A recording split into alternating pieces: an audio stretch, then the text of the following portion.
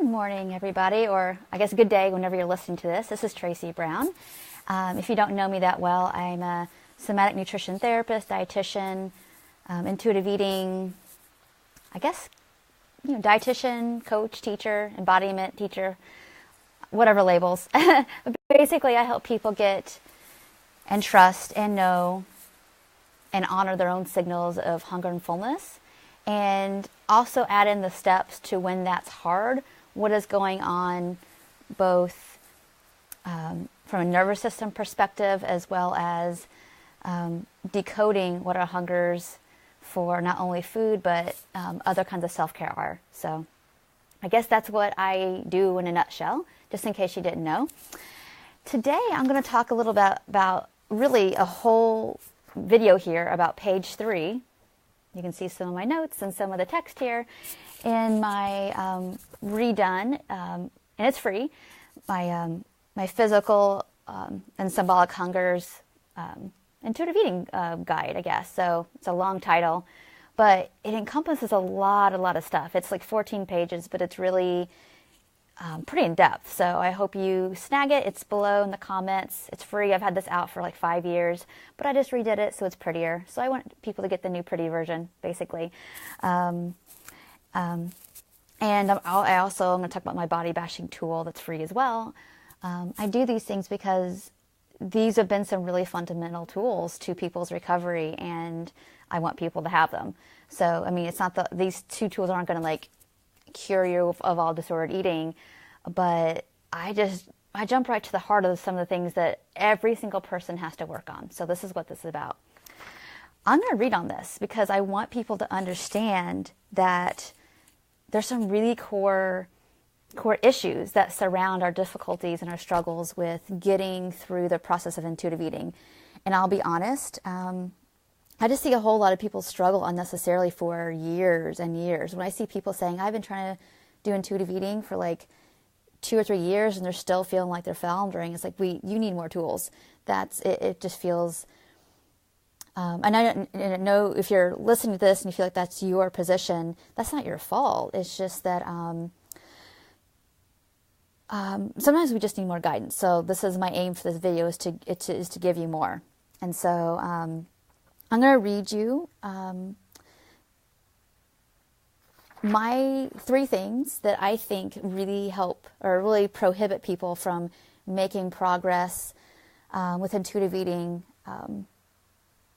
Not saying this process is not fast. I just want to say, like, I want you to know that there are things. It's not just magic. It's not just like a program that you follow perfectly and you get it right and then your life is great and it's easy. It's like, this is really deep work. And so I want you to understand that, and I'm hoping this gives you some compassion. Okay, so the book Eating Problems, it's a really challenging book to get through. I mean, I recommend anybody reading it, but it's pretty, it's a professional book, and it's not even written for dietitians or coaches or anything. It's highly analytic, but there's some really good stuff in there that I've learned how to apply in my sessions with people. And I read this book 12 years ago. I've read it every couple years since because it's just super powerful. But anyway, I'm going to read from this a little bit for you all, okay? And, basically we are here to do the food and body work is what I call it. So you'll often hear me talk about food and body talk. And it's inspired from whenever we're having like thoughts and feelings around food, whether it's tracking, counting, feeling fat, feeling like you got to eat everything. That's the language of trying to contain sensations, emotions, experience that just feel overwhelming.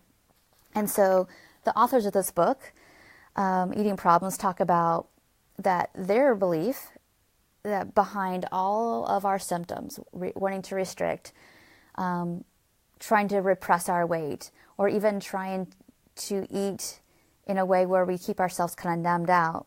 All of this, all of these behaviors stem from 3 things. Is a lack of entitlement about eating. And so I don't know about you all, but, feeling like it's okay to eat what you need and you want. So lack of entitlement around eating.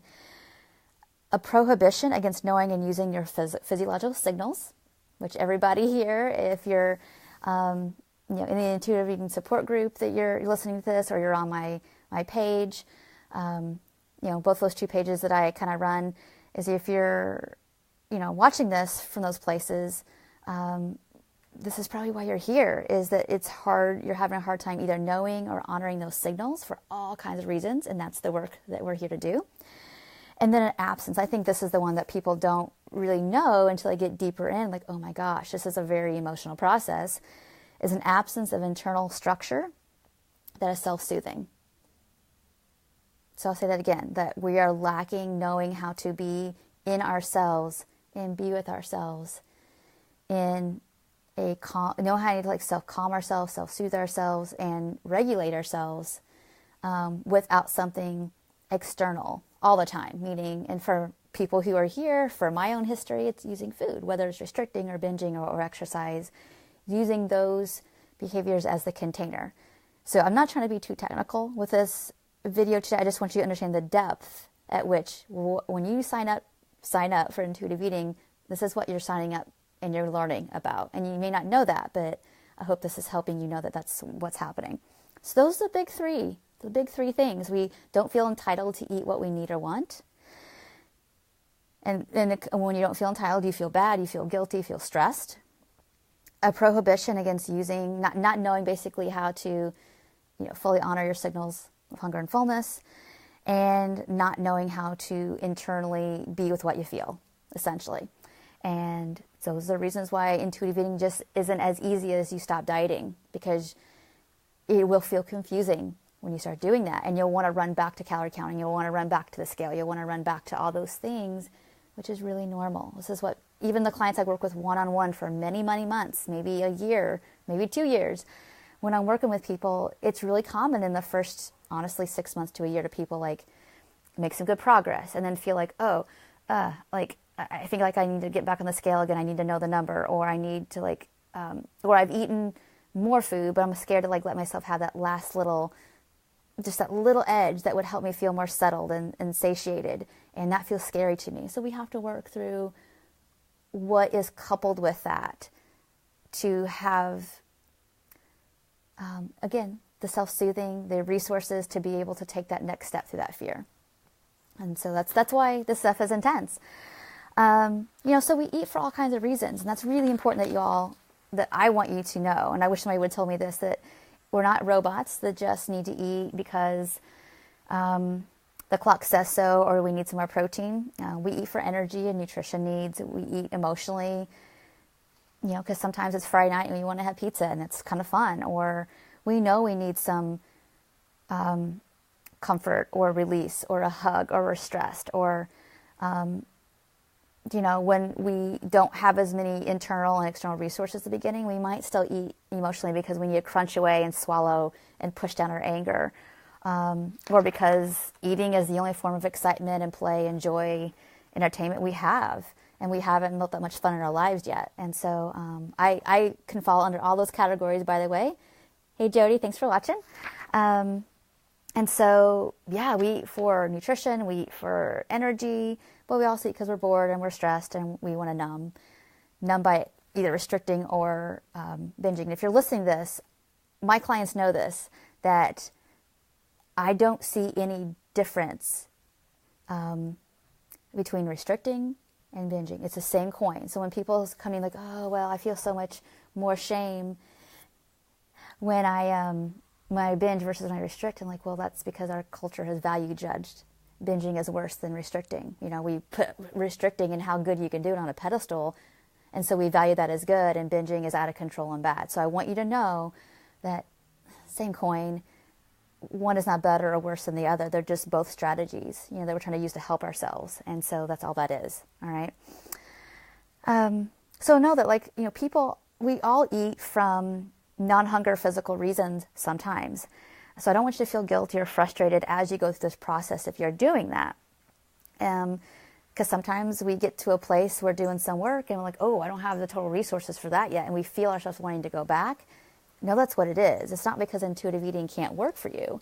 It's that we don't have the coping structure yet. And that's what this work is supposed to be about, is learning how to do that as you hear and honor your signals, and you take risk with your food. So it all kind of parallels and goes together, which is why I'm sharing these free tools, because I want you to just know, I mean, this all might sound like new stuff for you all, but this is like the basics, honestly, of intuitive eating. And there's so many more nuances to go, and why it's so important to keep going, don't give up, get support so you don't have to try to figure it out over the course of a decade by yourself. Okay, let's see what we've got here. So as I wrap it up here, this is what we're here to learn, and this is all from my guide, which I'm going to have 2 links at the bottom, one for the Stop the Body Bashing guide, and then one from this guide here I'm reading from. And this guide is full of stuff like this. So not only hunger and fullness charts and tools you can use, but also flow charts, and getting really specific on the nuances of what some of these signals feel like. I want you to have all that. So this is why we're here to learn, to not depend on food behaviors on a daily basis as the internal psychic organizer. All the word psychic means is like mental, okay? Mental organizer for our emotions, our thoughts, and the circumstances that are beyond our experience, and resources to handle differently in those specific moments. That's all this is about. So if you're struggling and feeling like super anxious because you ate and you got really full or something, it doesn't mean you did something wrong. You're learning. And that fullness is bumping up against some like tapes and stories we have about what fullness means about you. And so your job is to, at the beginning, if you don't have a lot of support, again, my suggestion is you're going to have to probably have some good distractions for a while. But I think distractions work when nothing might help you. If you don't have a lot of other resources, but I really encourage for the long game, and this is not a sprint, it's a marathon. The long game is to learn how to build in more self-care into your life. That's like, this is just what I do. This is how I live.